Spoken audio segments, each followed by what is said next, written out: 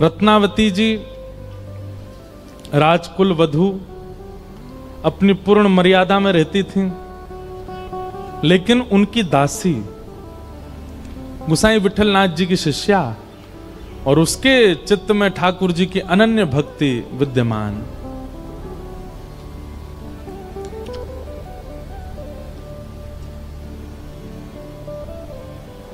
सेवा में रहती वो दासी कभी कभी बैठती सेवा से निवृत्त होकर के किसी खंबे से टेक लगा करके, हे माधव, हे मधुसूदन, हे मुरारी, हे कृष्ण, हे वृंदावनेश, ऐसे नाम उच्चारण करती।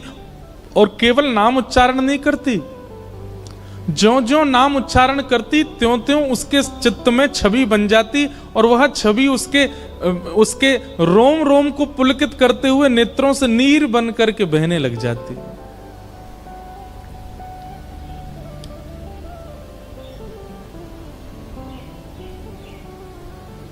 कृष्ण नाम जब ते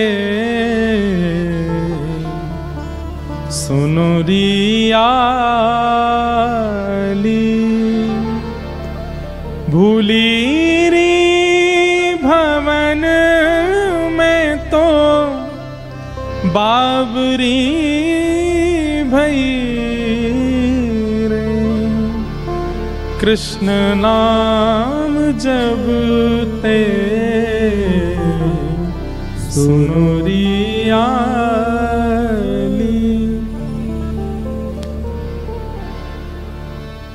ठाकुर जी का नाम, ठाकुर जी की कथा, ठाकुर जी का रूप यदि चित्त वृत्ति को एक बार पकड़ लेगा तो स्थिति ऐसी हो जाएगी कि कोई बस कहीं चर्चा मात्र कर दे और उस चर्चा से आपका हृदय पिघलने लग जाए, नेत्रों से अश्रुपात होने लग जाए, रोम रोम पुलकित होने लग जाए। उस दासी की ऐसी स्थिति, और रत्नावती जी उसकी इस स्थिति को देखती थी। कृष्ण, माधव, मुरारी, मधुसूदन नाम आदि उच्चारण करती और बस बैठी बैठी रुदन करती रहती। रत्नावती जी का हृदय इतना कोमल, इतना सीधा, अभी जानती नहीं है कि जिनका नाम बोलती है वो है कौन, लेकिन उस दासी की स्थिति देख करके रत्नावती जी के भी नेत्र सजल हो जाते हैं। वो जाकर के उसको थोड़ा संभालने का प्रयास करती हैं, लेकिन जैसे उस दासी का स्पर्श करती हैं, उसके संस्पर्श में आते ही उनके चित्त में भी पता नहीं क्या भावना उत्पन्न होती है, नेत्रों से आंसू गिरने लगते हैं। वो स्वयं से पूछने लगती हैं, मैं क्यों रो रही हूं, मुझे क्यों विरह हो रहा है, मुझे क्यों व्याकुलता हो रही है, समझ नहीं पाती। बंधुओं, आपका भजन मूलतः आपके अंग को लग रहा है या ठाकुर जी आपके भजन से प्रसन्न हैं, उसका यह भी एक प्रतिफल होगा कि आप जिस सभा में उपस्थित हो जाएंगे, आपकी उपस्थिति से कम नहीं तो कुछ वैष्णवों में भी भक्ति भाव उत्पन्न होने लगेगा। वो इत्र किस काम का, जिस इत्र को लगा करके सभा में गए और किसी को पता भी ना चला कि आपने इत्र लगाया था। अरे इत्र तो तब श्रेष्ठ माना जाता है कि सभा में गए और 5 लोग आपके समीप आए, आपका आलिंगन किया, तो वे भी जब घर गए तो उनसे भी कोई पूछने लगा कि ये सुगंधी कैसी है। हमारा भजन हमारे वातावरण में प्रकट होने लग जाता है। हमारी उपस्थिति, हमारा स्पर्श, हमारी बोली चाली, हमारा किसी के पास बैठना उसके चित्त में भक्ति को प्रकट कर देता है। आप कहेंगे कि महाराज जी उपस्थिति से ऐसा हो, ये तो संभव नहीं। अरे हम उपस्थिति की बात नहीं कर रहे हैं, आज वर्षों बाद भी वर्षों पूर्व लिए हुए भक्तों ने जन्म, उनका नाम मात्र लेने से भक्ति प्रकट हो जाती है। एक नाम ले दें बस, मीरा, कितनों के चित्त में प्रेम प्रकट हुआ, कितनों के चित्त में गिरधर लाल प्रकट हुए, तुलसीदास, नाम लेते ही राम प्रकट हो जाते हैं चित्त में। सूरदास, नाम लेते ही गोपाल जी प्रकट हो जाते हैं चित्त में। प्रहलाद, नाम लेते ही नृसिंह प्रकट हो जाते हैं चित्त में। ध्रुव, नाम लेते ही चतुर्भुज हरि प्रकट हो जाते हैं चित्त में। अरे आप स्पर्श की बात करते हैं, हजारों वर्ष पूर्व लिए गए जन्म उन भक्तों का नाम लेने मात्र से हरि प्रकट हो जाते हैं, स्पर्श से और उपस्थिति से कैसे नहीं होंगे? इसका मतलब हमारे भजन में ही सामर्थ्य नहीं है कि हमारी उपस्थिति से भी कोई फायदा नहीं हुआ किसी को।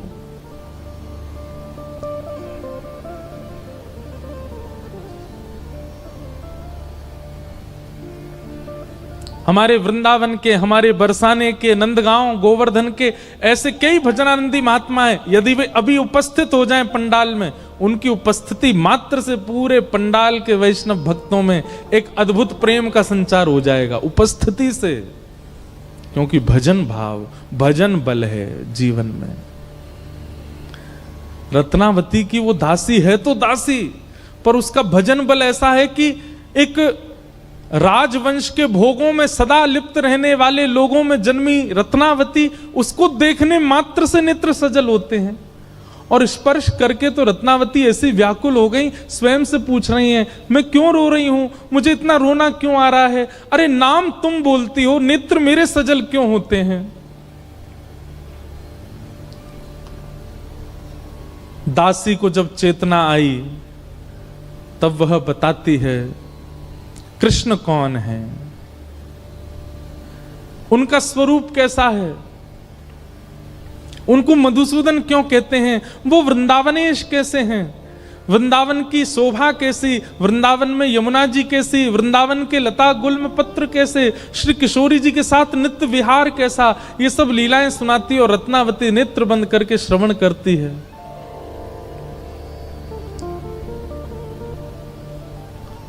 सत्संग सत्संग होता है, उसमें कोई बड़ा कोई छोटा नहीं होता है।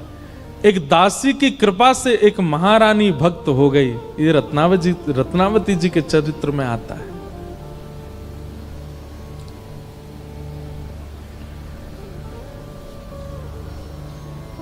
रत्नावती कहती हैं, अब ये सब प्रसंग सुनने मात्र से मेरे चित्त को शांति नहीं मिलती है। एकांत में बैठा करके और पूछती, और बताओ ना, और उनके बारे में कहो ना, और कैसे संभव हो। अब स्थिति ये हो गई है कि चरित्र सुनते सुनते सुनते अब चरित्र से चित्त में शांति नहीं बैठती है, अब तो दर्शन की अभिलाषा है। दर्शन को नैना तपे, वचन सुनन को कान, मिलवे को हियरा तपे, हिय के जीवन प्राण, गोवर्धन वासी सांवरे, तुम बिन रयो न जाए, गिरिराज लढ़े ते लाढ़ले, तुम बिन रयो न जाए। एक बात कह दें, अनुचित लगे तो क्षमा, पर कथा में यदि कथा सुन के व्याकुलता नहीं हुई भगवत मिलन की, तो कथा कहां सुनी आपने? जोशी जी कथा करने आते हैं नित्य मीराबाई के यहां, और नन्ही सी मीरा सामने बैठ करके कथा सुनती है। कथा करने के बाद जब जोशी जी जा रहे होते हैं, सब लोग आकर के प्रणाम करते हैं जोशी जी को, पर मीरा आकर के उनका कुर्ता पकड़ लेती है और कहती है, मेरे एक प्रश्न का उत्तर दीजिए ना। जोशी जी सोचते हैं, छोटी सी लाली ज्यादा से ज्यादा क्या पूछेगी, कहो मीरा क्या प्रश्न है। नेत्र सजल हैं छोटी सी मीरा के, बड़े बड़े नेत्रों में अश्रुबिंद, और कहती है, आप जिनकी कथा सुनाते हो, आप जिनके बारे में मंच पर बैठ के बोलते हो, जिनके गुण ऐसे, कर्म ऐसे, रूप ऐसा, स्वभाव ऐसा, ये जिनके बारे में आप बोलते हो, ये मुझे कब मिलेंगे? ये मुझे कब मिलेंगे? ऐसी जिज्ञासा आज तक जोशी जी से किसी ने नहीं की है, जैसी वो छोटी सी मीरा कर रही है। और यही सत्संग का फल है कि सुनने वाले श्रोता के चित्त में वो व्याकुलता प्रकट हो कि मुझे कब मिलेंगे श्याम।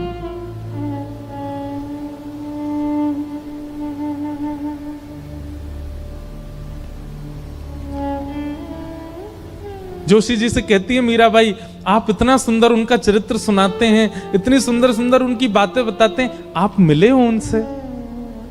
ये जो उनकी व्याकुलता है यही भक्ति में आवश्यक है। हम व्याकुल ही नहीं हैं, हम चिंतित ही नहीं है मिलने के लिए, बस कथा सुनते हैं, थोड़ी चित्त को शांति मिलती है, घर चले जाते हैं। पर रत्नावती इतने में शांत होने वाली नहीं है। अब रोज दासी से कहती है, मुझे अब इससे मेरे चित्त को शांति नहीं, मुझे मिलना है, मुझे देखना है उनको, मुझे दर्शन करना है उनका। तब दासी रत्नावती जी को छुपा करके ले गई गुसाई विठलनाथ जी के पास और वहां गुरु दीक्षा ग्रहण कराई और गुरु दीक्षा दिला करके एक नीलमणि ठाकुर जी सेवा में लेकर के आई हैं। अब तो जब से रत्नावती ने ठाकुर जी की सेवा प्रारंभ की है, पूरे दिन तो उनकी सेवा में रहती हैं और रात्रि जैसे शयन कराती हैं ठाकुर जी को शयन कराते ही रत्नावती भी सो जाती हैं। एक क्षण भी जागती नहीं, तुरंत सो जाती हैं और निद्रा में जाकर के स्वप्न में अपने सेवा के ठाकुर के साथ ही लीला करती हैं। उनके साथ कभी भ्रमण पे जाती हैं, कभी निकुंज में रहती हैं, कभी यमुना जल में क्रीड़ा करती हैं, कभी कोई क्रीड़ा। मतलब अब रात दिन जागृत सुसुप्ति अवस्था एक क्षण भी ठाकुर के बिना रहती नहीं है रत्नावती।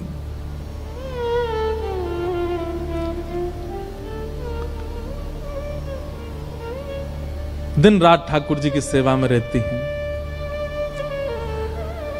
बंधुओं,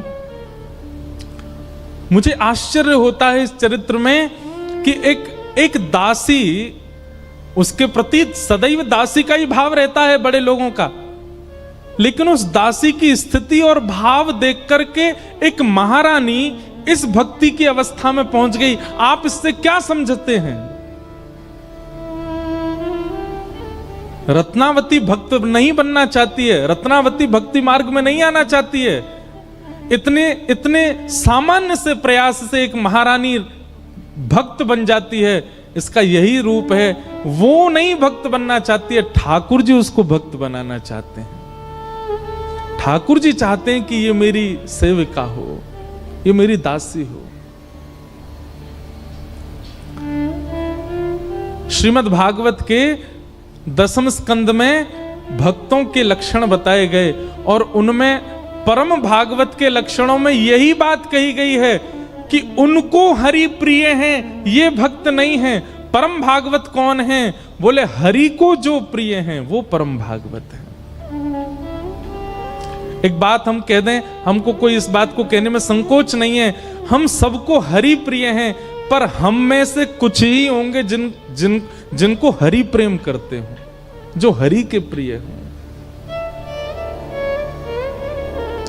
हमारी भक्ति की स्थिति इतनी है कि हमको हरि और अच्छे लगते हैं और अच्छे लगते हैं और प्यारे लगते हैं, पर हरि को हम कब प्यारे लगेंगे?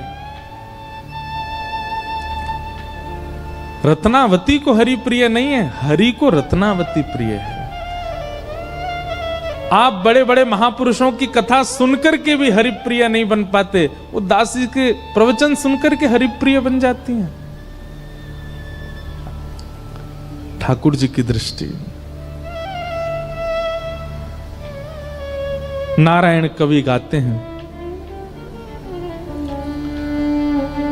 श्याम दृगन की चोट बुरी रे, श्याम दृगन की चोट बुरी। हम हरि को देखें ये एक बात, पर हरि हमको देखें ये विशेष बात। ये कथा इसलिए सुनी जा रही है तिलक इसलिए लगाया जाता है, कंठी इसलिए पहनी जाती है, वैष्णव पथ पर इसलिए चला जाता है कि कभी उनकी दृष्टि हम पर पड़ जाए। लेकिन उनकी दृष्टि पड़ गई तो स्थिति ऐसी हो जाएगी। श्याम त्रिगन की चोट बुरी रे, श्याम त्रिगन की चोट बुरी रे, श्याम त्रिगन की चोट बुरी रे, श्याम त्रिगन की चोट बुरी रे। मीराबाई अपने पूर्व जन्म में एक माधवी नाम की दासी, माधवी नाम की एक सखी है। ठाकुर जी एक दिन खेल रहे सब सखान के संग, और खेलते खेलते इतने में श्रीदामा भागन लगो। ठाकुर जी बोले, ए श्रीदामा कहां को जा रहे है? श्रीदामा बोलो, लाला ससुराल जा रहा हूं अपनी। ठाकुर जी बोले, नंदगाम सुनो, बरसानो सुनो, वृंदावन सुनो, गोकुल सुनो, जे ससुराल कौन सा गांव है भैया? श्रीदामा हंस के बोलो, लाला ससुराल गांव को नाम ना है। तो बोले, फिर कहा है ससुराल? बोले, जब ब्याह है जाए ना तो अपनो घर तो पीहर है और पत्नी को घर जो है क्या वो ससुराल है। ठाकुर जी बोले, जे पत्नी कौन होवे? बोले, लाला जैसे नंद बाबा की तेरी मैया यशोदा पत्नी है, ऐसे ही मेरा ब्याह है रो, मैं वो पत्नी लेवे जा रहा हूं, तो पत्नी के घर को ससुराल कह में। ठाकुर जी गए श्रीदामा के पास, ओए श्रीदामा मेरो ससुराल कौन सा है? मेरो ससुराल को नाम बता। श्रीदाम बोलो, मुंह का पता तेरो ससुराल कौन सा? तेरी बहू जहां की होगी वही तेरो ससुराल। बोले, मेरी बहू कहाँ है? श्रीदामा बोलो, लाला मुँह मत पूछे, मैया तो जाके पूछ। ठाकुर जी तो आज पहुंच गए सुबेरे ते ही, और यशोदा मैया से जाकर के रोने लगे। मैया बोली, काय गुरो रा लाला? बोले, मैया तेने मुँह इतनी बड़ी बात छिपाई। मैया बोली, कहा छुपा दियो मैंने? बोले, तेने मेरी ससुराल को नाम ना बतायो आज तक। मैं 3.5 बरस को बूढ़ा है गो, अभी तक मुँह मेरी ससुराल ना पतो, और वो श्रीदामा अपनी ससुराल गए बहू लेवे। यशोदा मैया बोली, लाला तेरी संगत सुधारनी पड़ेगी, सबरे सखा तो दिन ब दिन बिगाड़ते जा रहे हैं। लाला तूने एक बड़ो है जा, तेरी ससुराल है जाएगी। ठाकुर जी बोले, बड़े कैसे हूं मैं? बोले, जब खुद दूध पीन लगेगो, खुद नहान लगेगो, खुद तैयार है जाएगो, घर के सब काम अन्य करन लगेगो, तू बड़ो है जाएगो, तेरो ब्याह करा दूंगी। महाराज वही दिना ठाकुर जी गए, अपने सबरे पुराने लत्ता कपड़ा लेकर के आए, धोन लगे उन्हें, अपने आप दूध पीन लगे, अपने आप भोजन करन लगे, अपने आप ही उठ पटांग श्रृंगार करन लगे। शाम को बोले, मैया मैं बड़ो है गो, अब ब्याह करा दे मेरो। मैया बोली, वाह दिन में ही बड़ो है गो तू। मैया तो बोले, मैया देख तू बात ने मत बदले, बार बार मोते कह तू ऐसो कर तो ब्याह कराऊंगी, बड़ो है जा तो ब्याह कराऊंगी। अब सब काम मैंने कर दिए, घर के सब काम काज करन लगो मैं, देख अपनो श्रृंगार खुद करके आऊं, देख कैसो लग रहा हूं मैं। मैया बोली, ओठ वाली चीज आंखन में लगा के आयो, आंख वाली ओठन में लगा के आयो, यूं करो बड़ो है गो मैं।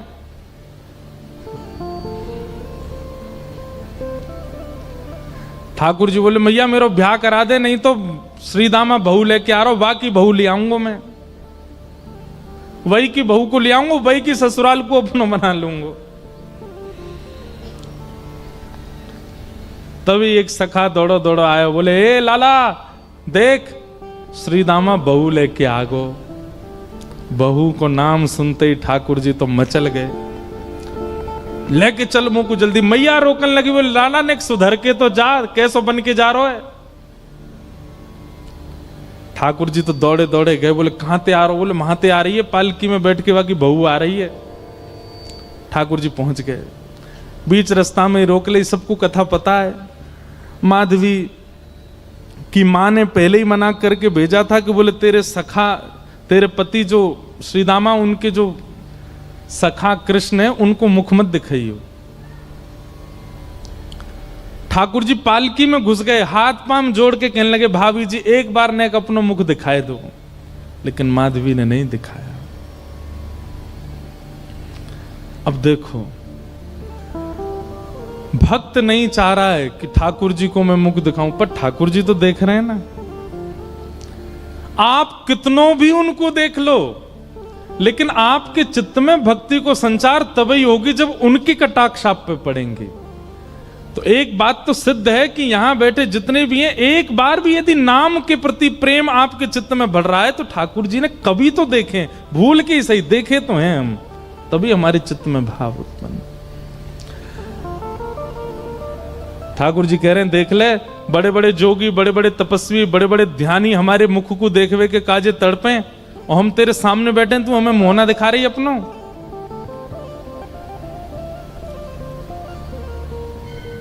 माधवी ने मुख नहीं दिखाया। ठाकुर जी बोले ठीक है, तड़पेगी मुख को देखवे के काजे।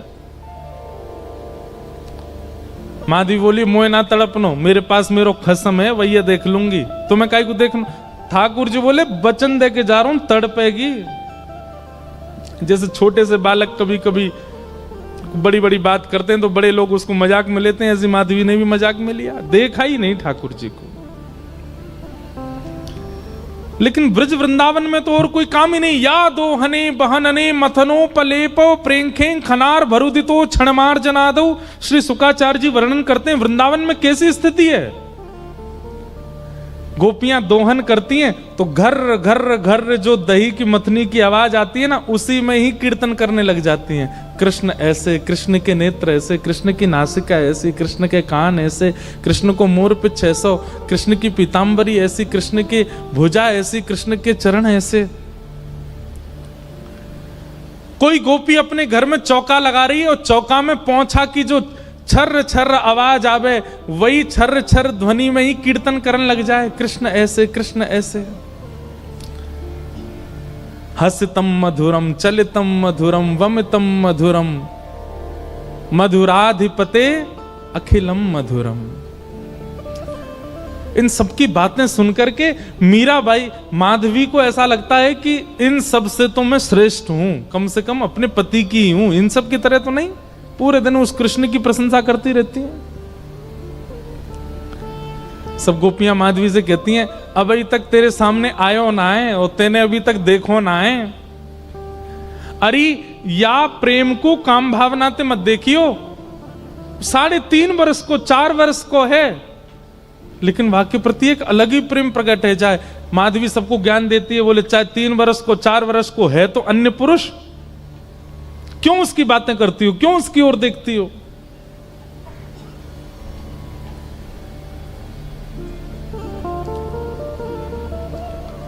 लेकिन 24 घंटे गोपियों के बीच में रहती माधवी को और कोई चर्चा ही नहीं सुनाई देती।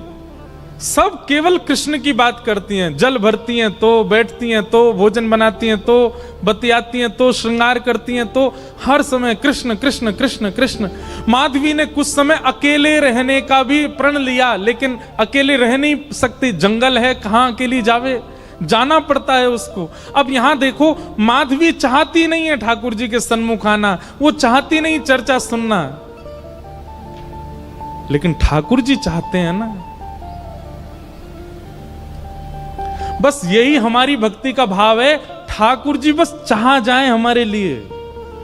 अभी वो चाहे नहीं है, अभी तो प्रयास हमारी ओर से चल रहा है। जिस दिन उनका प्रयास हो गया उस दिन हमारी भक्ति सार्थक हो जाएगी, और वो प्रयास हमारे लिए करें, उसी के लिए सब नियम है।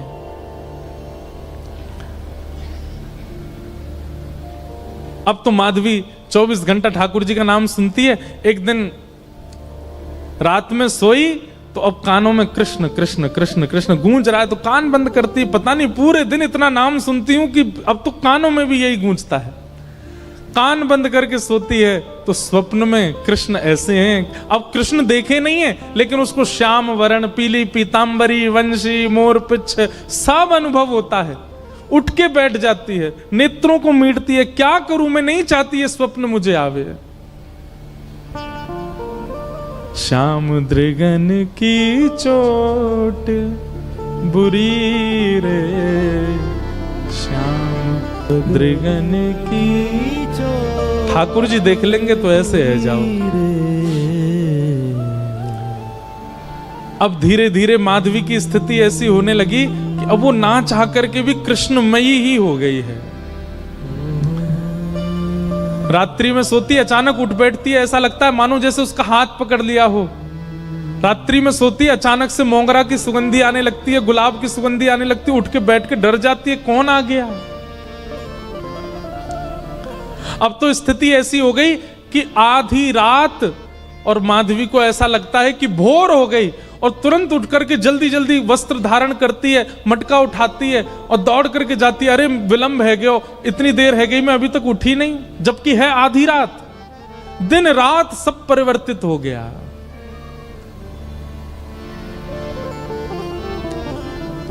पहुंच गई यमुना तट, और यमुना तट जाकर के देखा एक भी गोपी नहीं है। तो माधवी को लगा कि मैं विलंब से आई हूं, सब शायद जल भर के चली गई हैं। जल भर के रोज जाती है माधवी, लेकिन आज पता नहीं उस पात्र में इतना भार कहां से आ गया कि स्वयं ही नहीं उठा पा रही है। इधर उधर देखने लगी, याचना करने लगी, कोई तो आवे, कोई तो उठा दे। आधी रात उसके लगा है कि अभी भोर हो गई है, और तभी कोई नहीं है वहां। नंद नंदन श्याम सुंदर चलते हुए आ रहे हैं माधवी के पास। मैं एक बात कहता हूं बंधुओं, आप बच नहीं सकते ठाकुर। उनका नाम है कृष्ण, करशतीति कृष्ण।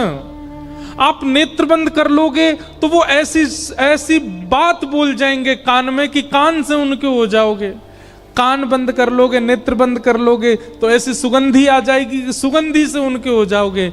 नाक, आंख, कान सब बंद कर लोगे तो आपके अधर पर एक ऐसा रस टपका देंगे कि उससे उनके हो जाओगे। मुख भी बंद कर लोगे तो केवल एक उंगली से आपका स्पर्श करके चले जाएंगे, स्पर्श से उनके हो जाओगे। कहां तक बचोगे।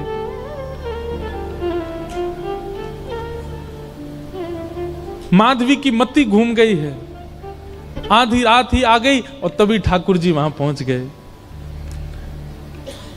पहले तो चाल देखी तो चाल पर मोहित हुई, फिर जब वक्ष देखा तो वक्ष पर, जब हाथ देखे तो हाथ की चलन पर मोहित हो गई, और मुख देखा तो भूल गई सुध बुध।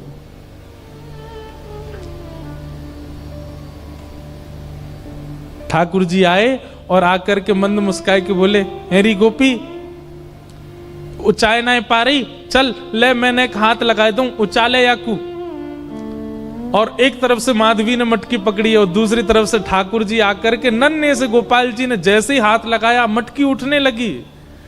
लेकिन मटकी पर नेक सहारा देते माधवी रख लेती, ऐसा नहीं। ठाकुर जी मटकी उछा के, जैसे जैसे मटकी उछ रही है वैसे वैसे ठाकुर जी लंबे होते जा रहे हैं, और बिल्कुल माधवी के नेत्रन के सामने आकर के खड़े है गए। कटाक्ष नेत्रों के सामने कोई गोपी टिक नहीं पाती, और माधवी को ठाकुर जी प्रत्यक्ष देख रहे हैं, सामने खड़े है के। और वो एक क्षण के लिए जो रूप माधुरी का दर्शन हुआ, वो दर्शन देकर के ठाकुर जी खिलखिल करते हुए भाग गए वहां से। अब माधवी चाहती है कि पीछे भागें, लेकिन पैर स्तब्ध हो गए। माधवी चाहती है कि चिल्लाए कि रुक जाओ, पर बोल नहीं पा रही है।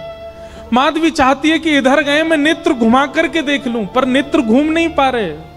पूरा शरीर मानो जैसे एक स्थूल स्तब्ध एक मूर्तिमंत की तरह खड़ा हो गया है। केवल नेत्रों से अश्रु गिर रहे हैं, कुछ नहीं कर पा रही, बेसुध है माधवी।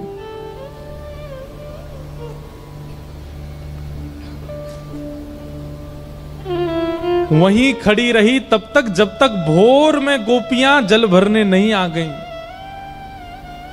अश्रु जलों से जल पूरा वस्त्र भीग चुके हैं माधवी के। और तभी सब गोपियां आई, आकर के देख, अरे ये माधवी ये पहले ही आ गई जल भरवे। सब ने जाकर के हिलाया, स्पर्श के बाद भी माधवी हिल नहीं पा रही है, बस नेत्र लाल पड़े हैं, अपलक नेत्र हैं और नेत्रों से केवल अश्रु गिर रहे हैं। बोलना चाहती है, कहना चाहती है, चिल्लाना चाहती है, किसी को पकड़ना चाहती है, पर कुछ नहीं कर पा रही है। ये है ठाकुर जी की दृष्टि यदि पड़ गई तो ऐसी स्थिति हो जाएगी। तब एक गोपी गई और यमुना जल लेकर के जैसे ही माधवी के मुख पे छिड़को, माधवी तुरंत सचल जैसी हो गई और धड़ाम से मूर्छित होकर गिरी। गोपियां सब उसके चरण मसलने लगी, हाथ पकड़ने लगी, सिर सहलाने लगी और जैसे ही होश में आई, होश में आती बस रो रही है और पूछ रही है वो कहां है, मोहिनी मूरत सांवली सूरत, वो कहां है। श्याम दृगन की चोट बुरी रे, श्याम दृगन की चोट बुरी है, श्याम दृगन की चोट बुरी रे, श्याम दृगन की चोट बुरी है। कोई गोपी कह रही है कौन आयो, मधुमंगल आयो, श्रीदामा आयो, तन सुखा आयो, मन सुखा आयो, सुबल आयो, अरे कौन सो सखा आयो। तभी दूर खड़ी एक बोली कृष्ण तो नहीं आयो। कृष्ण नाम सुनते ही रोम रोम रुदन करने लगा। ज्यों ज्यों नाम लेत तू बाको, ज्यों ज्यों नाम लेत है बाको, ज्यों ज्यों नाम लेत तू बाको, ज्यों ज्यों नाम लेत तू बाको, मोघायल पे नौन पुरी रे, मोघायल पे नौन पुरी है। सुनना चाहती है कृष्ण नाम, लेकिन जब जब कृष्ण बोल रहे हैं तो स्थिति ऐसी हो रही है जैसे मानो किसी घाव पर नमक डाला जा रहा हो और पीड़ा भर रही है। मतलब औषधि भी कृष्ण नाम है और पीड़ा भी कृष्ण नाम है। जो जो नाम लेत तू बाको, जो जो नाम लेत तू बाको, मोघायल पे नौन पुरी रे, मोघायल पे नौन पुरी है। श्याम दृगन की चोट बुरी रे, श्याम दृगन की चोट बुरी है। श्याम दृगन की चोट बुरी रे, श्याम दृगन की चोट बुरी है। ना जानो। एक बात तो आज साबित हो गई कि हम राधा रमन जी गए लेकिन दर्शन करके सही सलामत बाहर आ गए। इसका मतलब उनने देखा नहीं हमको। यदि देखा होता तो कुछ तो होता उनके सामने, कुछ तो व्याकुलता होती, कुछ तो विरह उत्पन्न होता। आज पता नहीं क्यों ऐसा लग रहा है कि शायद ठाकुर जी ने आज तक देखा नहीं तो ये स्थिति तो कभी बनी नहीं हमारी। श्याम दृगन की चोट बुरी रे, श्याम दृगन की चोट बुरी है। ना जानो अब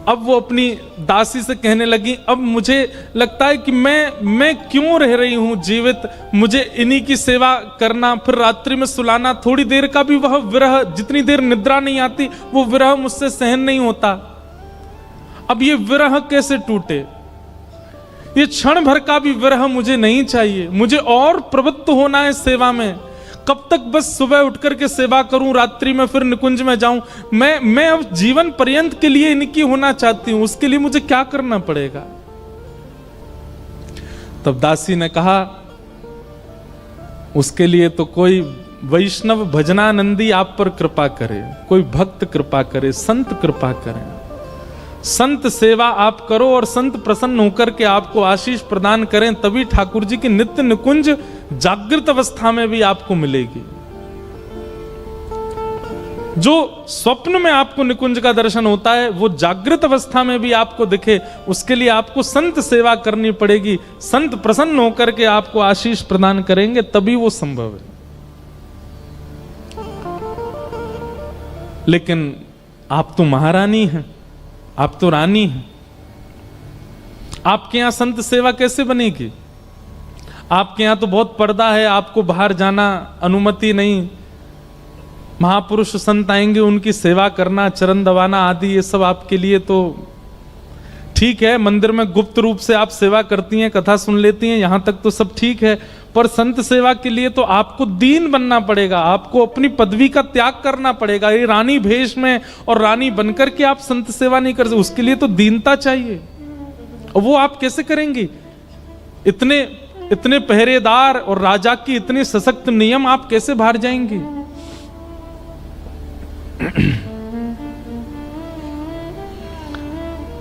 रानी बोली, तुम ही कोई व्यवस्था करो, कैसे भी करके मुझे संत सेवा करनी है, वैष्णव सेवा करनी है। बंधुओं, कथा और भगवत सेवा का यह फल मिलेगा कि संत सेवा की इच्छा प्रकट हो। एक बात याद रखिएगा, कथा सुनने में, एकादशी नियम करने में, धाम यात्रा करने में और नाम जप करने में यदि आपको भार लगता है, जैसे कल तो एकादशी है यार, भूखा रहना पड़ेगा, आपकी एकादशी उसी समय नष्ट हो गई।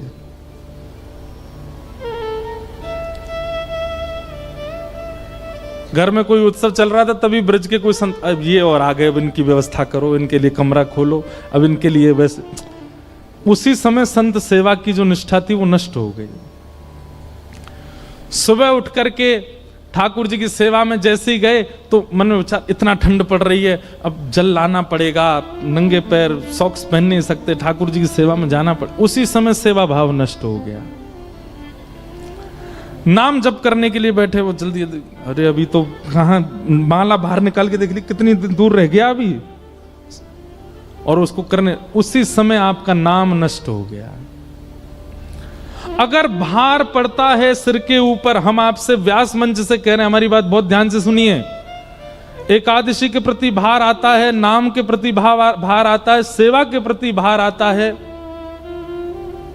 स्वरूप के प्रति भार आता है। शादी में जा रहे हैं, तिलक मिटा लिया, यहां सब देखेंगे फिर बोलेंगे, ये सारे भार यदि आप पर आते हैं, अभी आप अपना सत्संग बढ़ाइए और कुछ दिन के लिए उस नियम को मत कीजिए।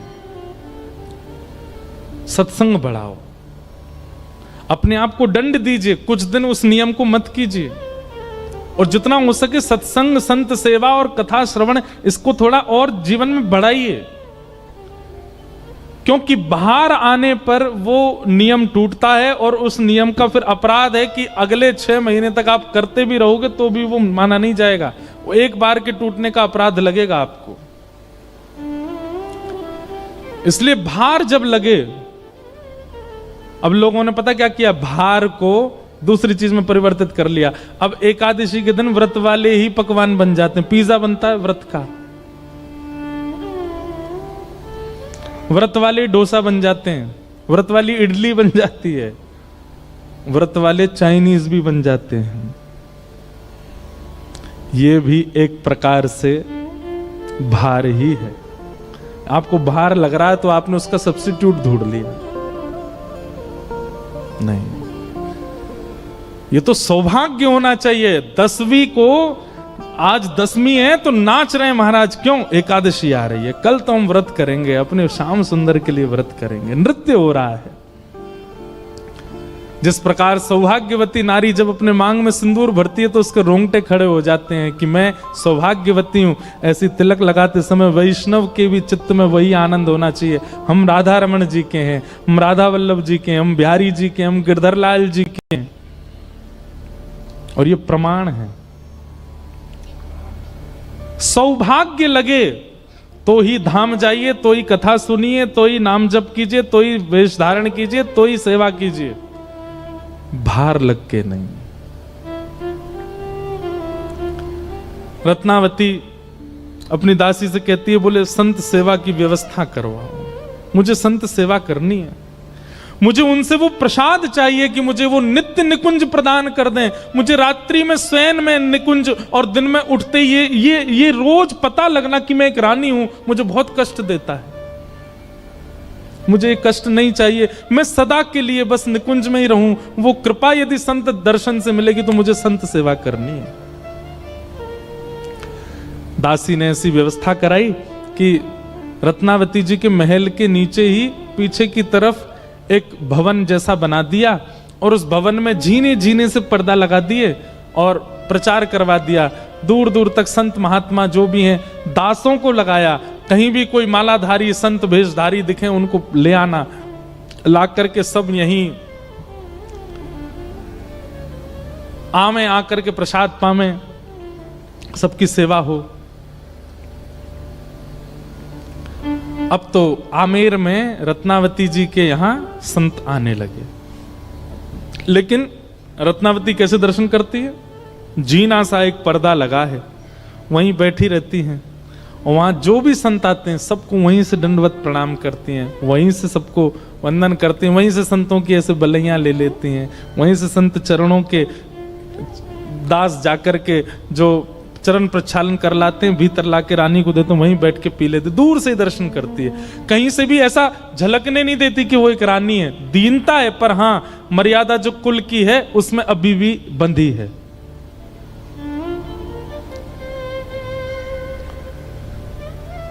अब रत्नावती को और सुख मिलने लगा। क्यों? अब संत दर्शन करती हैं, और संतों के दर्शन करते ही नेत्र बंद हो जाते हैं और निकुंज का दर्शन होता है, और वे सब संत ही उस निकुंज की सखियां बन जाते हैं। रत्नावती को इतना सुख मिलने लगा, अब रात्रि का प्रतीक्षा नहीं करती, अब जब संत आते हैं तभी नेत्र बंद करती है और निकुंज में पहुंच जाती है। ऐसी कृपा होने लगी।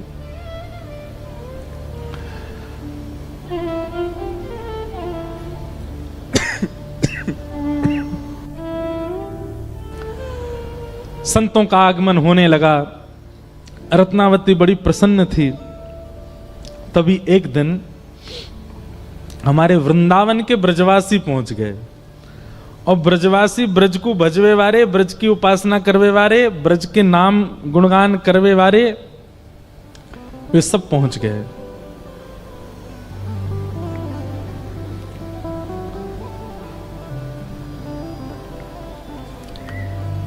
भीतर जाकर के जैसे ही उन्होंने श्री जुगल किशोर, राधा वल्लभ, राधा रमण आदि वृंदावन के ठाकुरों का यश गाना प्रारंभ किया, और वृंदावन की मधुर ब्रज भाषा में कीर्तन करने लगे।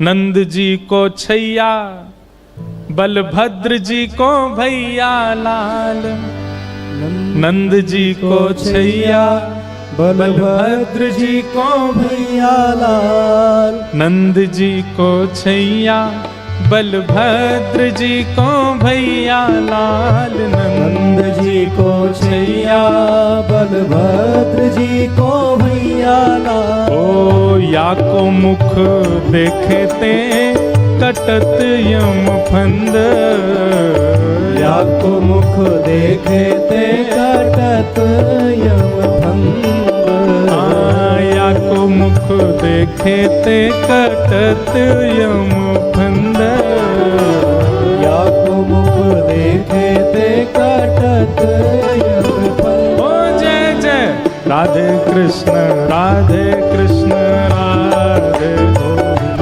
जय जय राधे कृष्ण, राधे कृष्ण, राधे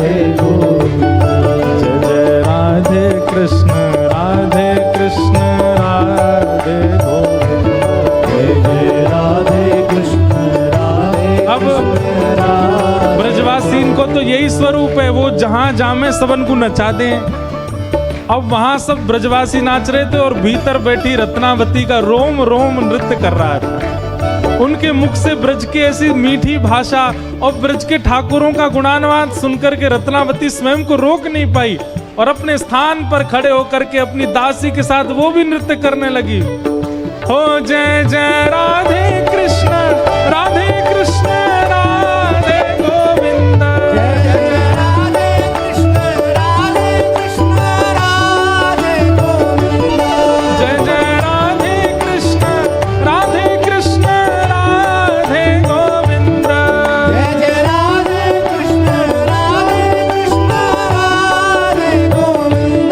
ओ केशव जी कल्याण गिरिधरण छबीले लाल, केशव जी कल्याण गिरिधरण छबीले लाल, केशव जी कल्याण गिरिधरण छबीले लाल, केशव जी कल्याण गिरिधरण छबीले और लाल, मदन मोहन श्री वृंदावन चंद, मदन मोहन श्री वृंदावन चंद, ओ मदन मोहन श्री वृंदावन चंद, मदन मोहन श्री वृंदावन चंद। ओ जय जय राधे कृष्ण राधे कृष्ण राधे गोविंद, जय राधे कृष्ण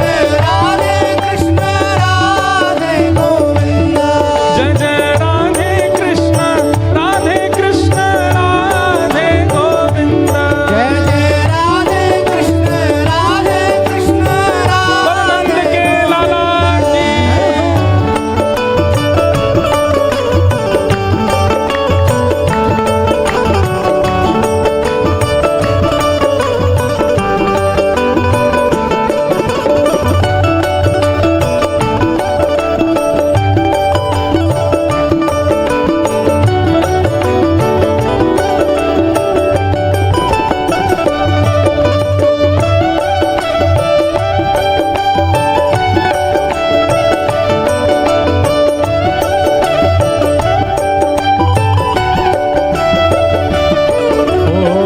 जगतपति जगत राय संतन सदा सहाय, जगतपति जगत राय संतन सदा सहाय, जगतपति जगत राय संतन सदा सहाय, जगतपति जगत राय संतन सदा सहाय, या के गुण गावे स्वामी परमानंद, या के गुण गावे स्वामी परमानंद, ओ या के गुण गावे स्वामी परमानंद, या के गुण गावे स्वामी परमानंद। ओ जय जय राधे कृष्ण राधे कृष्ण राधे गोविंद, जय जय राधे कृष्ण राधे कृष्ण राधे गोविंद, ओ भजो राधे कृष्ण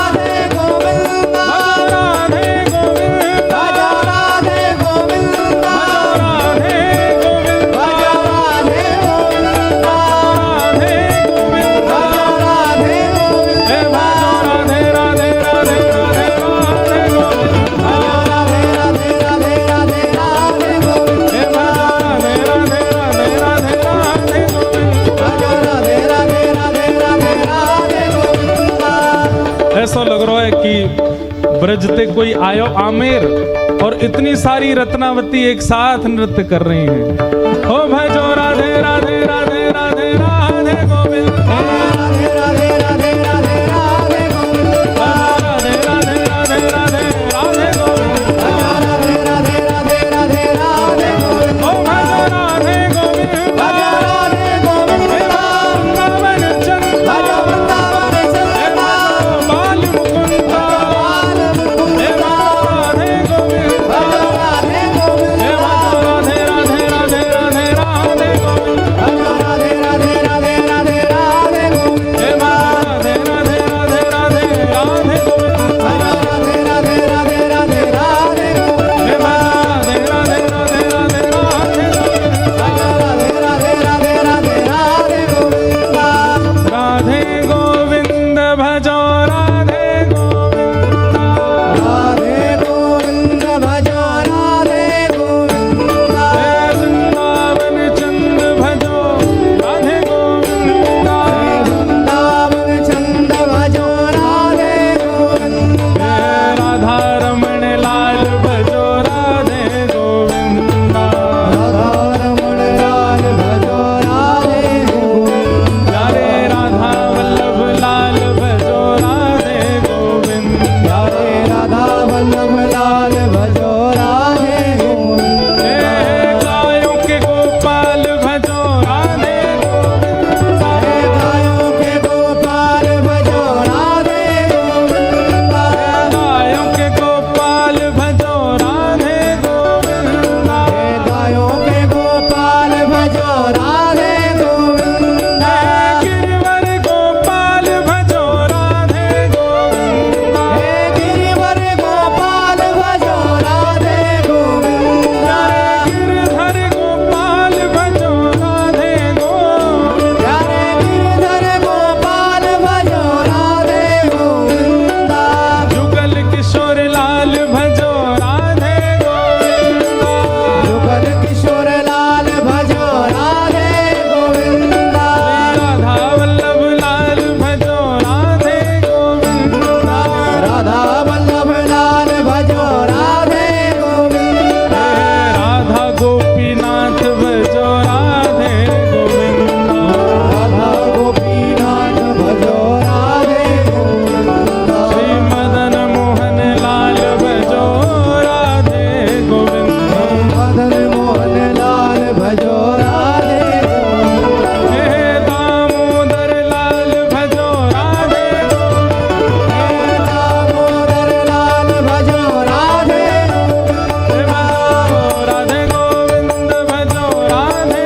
गोविंद, राधे गोविंद भजो राधे गोविंद, भजो राधे राधे राधे राधे राधे गोविंद, भजो राधे राधे राधे राधे राधे गोविंद, हे भजो राधे राधे राधे राधे राधे गोविंद, भजो राधे राधे राधे राधे राधे गोविंद, हे भजो राधे गोविंद भजो राधे भजो राधे गोविंद भजो राधे गोविंद, राधे गोविंद भजो राधे गोविंद, भजो राधे गोविंद भजो राधे गोविंद, राधे गोविंद भजो राधे गोविंद, वृंदावन चंद भजो वृंदावन चंद, बाल मुकुंद, भजो बाल मुकुंद, राधे गोविंद, भजो राधे गोविंद, राधे गोविंद, बोलो वृंदावन बिहारी लाल। लाल की बैठ जाओ सब लोग, ऐसे खड़े है जैसे कथा विश्राम हो रही है, बैठो। रानी रत्नावती नृत्य करने लगी।